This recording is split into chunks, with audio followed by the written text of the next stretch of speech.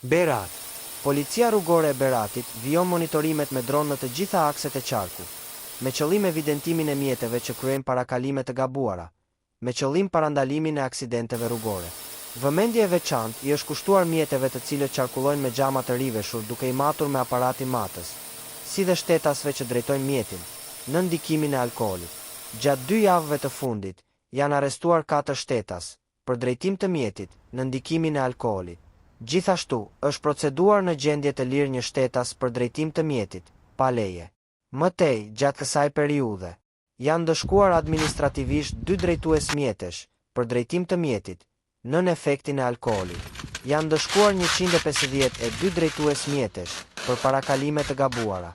Janë dëshkuar 24 drejtues automjetesh, për mosvendosjen e ripit të sigurimit. Janë dëshkuar 34 drejtues mjetesh, për shpejtësi mbi normat e lejuara. Janë dëshkuar 201 drejtues automjetesh, për ndalim ose pushim të automjetit në kundërshtim me sinjalistikën rrugore.